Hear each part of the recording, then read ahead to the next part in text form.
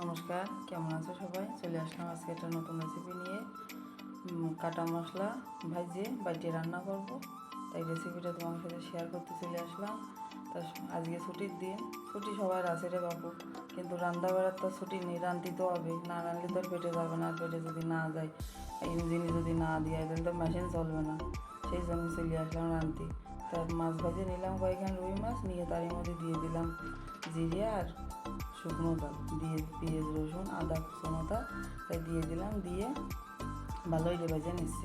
বাজিয়ে নিয়ে এই মশলাটাই বাজিয়ে নিয়ে একটা দারুণ রেসিপি তৈরি করবে। এরকম রেসিপি খাইয়ে তোমরা দিয়ে নে, তখন আমার কথা মনে এতে হবে না। কিন্তু এই যে দারুণ দারুণ সাথে যে রেসিপি খাও না, সেসব রেসিপি এরামেরই রাঁধতে হয়, এতে একটা মন্ত্রতন্ত্র আছে, এ না জানলে এরকম রেসিপি হবে না। এবার ওই মাছ ভাজা তেলের মধ্যে তো ওই সব বাজিয়ে উঠেই নিয়ে ওর মধ্যে দিয়ে দিলাম তেজপাতা, লবণ, হলুদ আর আলু।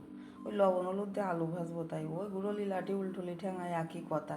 এবার সেইগুলোই দেখো আমি শিলনোড়া এবার বাটি নিচ্ছি ওই ভাজা মশলাগুলো, আর কয়টা শুকনো জল দিলাম বেশি। এই রে শুকনো জাল যে ওই যে ফোড়ন দিলাম দুটো, ওতে তো আর হবে না।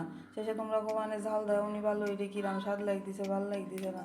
সেই বাটা মশলাটা আলু ভাজা ভাজা হয়ে গেছে, ওর মধ্যে দিয়ে দিলাম, দিয়ে আর একটু কষিয়ে নিচ্ছি।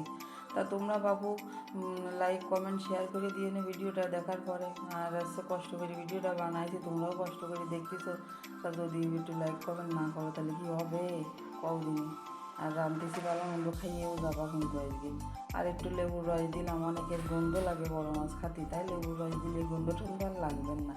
এবার জলের মধ্যে জল ফুটিয়ে উঠেছে, মাছ ছাড়িয়ে দিয়ে এবার ডাইয়ে ধুলাম। ও 5-10 মিনিট ডাইয়ে ধুলিয়ে যেন আলুটা সিদ্ধ আর অপেক্ষা। এবার বাইটে দিলাম খানিক গরম মশলা। গরম মশলা না দিলে এটা গরম গরম ভাব আসবেন না তো রান্নার মধ্যে।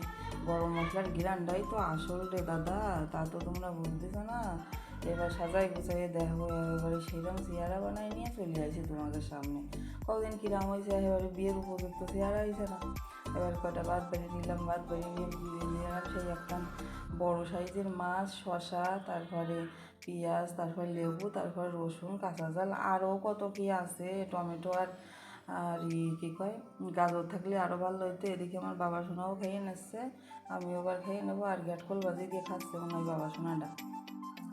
তা তোমরা আসো, তোমরাও এক দুগাল খাও। প্রথম গালটা কিন্তু আমি মাখাই তোমারই দিছি, তুমি এত কষ্ট করে দেখতেছো, তোমার না দিলে হয়। ও একদম সেই স্বাদ, কও সেই স্বাদ না, তুমি তো খাইলে, তুমি কও কি আমার স্বাদ হয়েছে।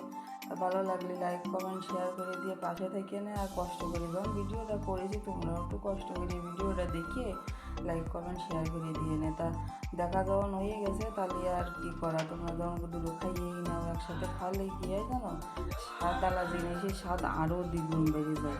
তা আমি তো বলছি সেই স্বাদ, এবার তোমরাও রাঁধতে বেড়ে খাইয়ে করে না সেই স্বাদ।